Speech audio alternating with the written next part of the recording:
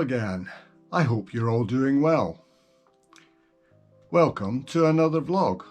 We've had lots of rain towards the end of autumn, and now it's into winter and the temperatures have dropped.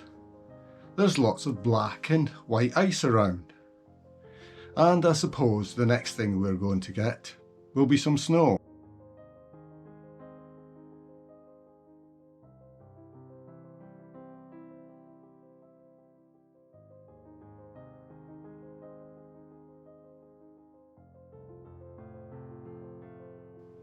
As a road cyclist of advancing years, I don't cycle in such low temperature conditions.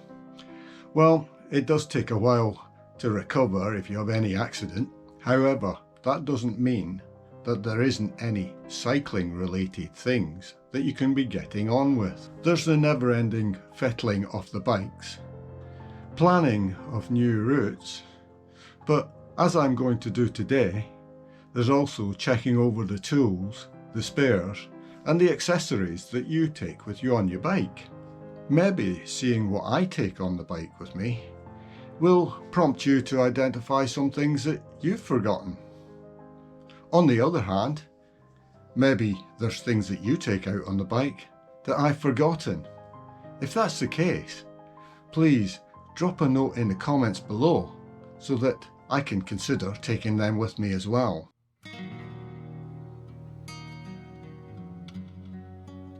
There are several types of pumps that could be carried with you on the bike. They essentially fall into three categories. Which of these you use is down to personal preference. The first type is the CO2 pump, which uses small gas cylinders of carbon dioxide to inflate the tyre. Fast in operation, it has the disadvantages of cost of the gas cylinders and in icing on the unit during inflation. The second is electric. They're costly, not as fast as CO2 pumps to inflate tyres, and has limited use before needing recharged. Finally, there are hand pumps.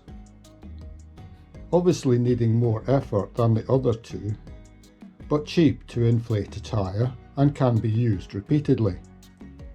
They come as direct mount to the valve or, as I prefer, using a flexible hose to connect to the valve and reduce rocking motion while pumping.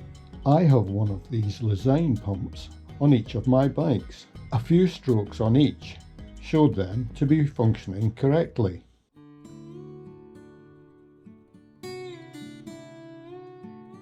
All my bikes are fitted with Rockbro top tube bags.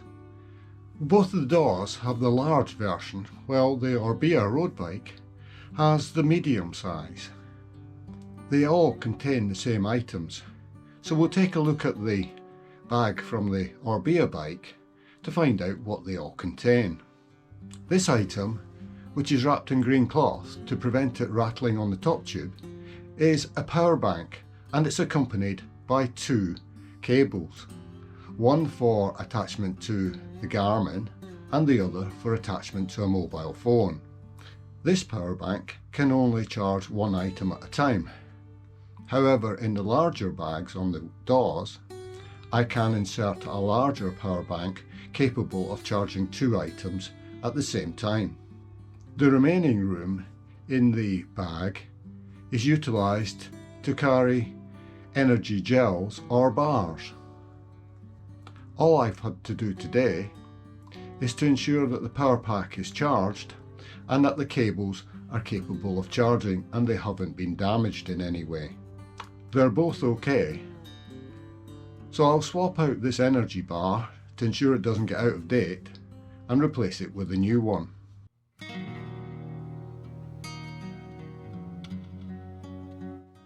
Each of my bikes is fitted with a different rear bag. The Orbea has a Towpike saddlebag. I think is about 0.7 litres in capacity. The Blue Doors, or the winter touring bike, has a rack bag, and the Grey Doors, the summer touring bike, has a Paradise bag. We'll start by looking at this bag and then consider the additional items that are placed in the bigger touring bag. Before removing anything from the toe peak bag, it's worth noting that the rear light is attached to it. I've checked that the rear light is working, that it's securely attached, and that it's fully charged. Here are the contents of the saddlebag laid out before us. There are 2 spare tubes in case of punctures. I've checked that they are the correct size for the wheels, 700C, and that they will fit the width of the tyre, 23C. There are tyre levers and a tyre glider to help with removing and refitting the tyre. I also carry a puncture repair kit in case of multiple punctures. There's a multi-tool including a chain breaker and split links to repair the chain if it breaks. There's a small spanner including spoke key which can be used to fix loose spokes or a buckle in the wheel. There's a cafe lock which can be used to secure the bike so long as it's always in sight. And finally, there's a spare rear derailleur hanger. The Orbea has a detachable hanger which is meant to bend or break in the case of the rear derailleur being hit. On the DOS bikes, the hangers are integral to the frame. So if this is bent, it requires a professional metal worker to straighten it back up.